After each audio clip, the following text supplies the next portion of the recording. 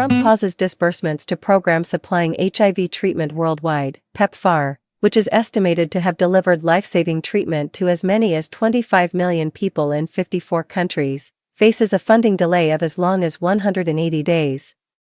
The Trump administration has halted disbursement of funds from a program that supplies most of the treatment for HIV in Africa and developing countries worldwide for at least 90 days.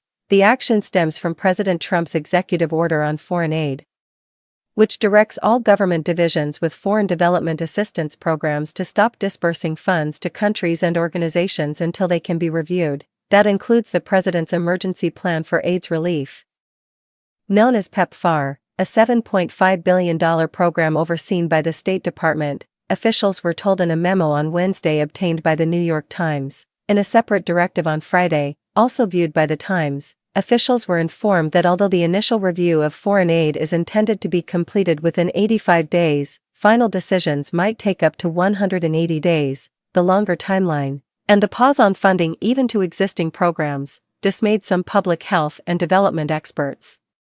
Any prolonged pause in funding could disrupt HIV treatment programs, leading to treatment interruptions, rise of drug-resistant HIV, said Jarer Radivosian, who served as chief of staff for PEPFAR during the Biden administration.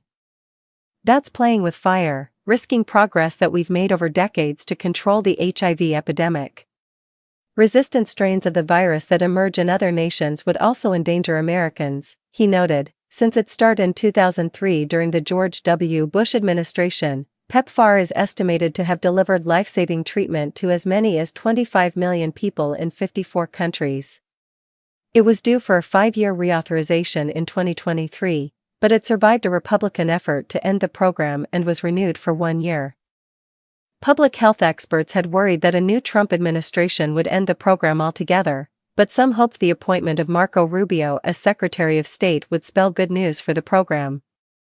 Mr. Rubio has previously supported PEPFAR. The directive to halt existing foreign aid initiatives jeopardizes the lives of people who currently rely on assistance from the United States, some experts warned. Some of these programs are the only thing keeping refugee communities alive, said Judd Moore, a non-resident fellow at the Center for Global Development and Liberia's former Minister of Public Works.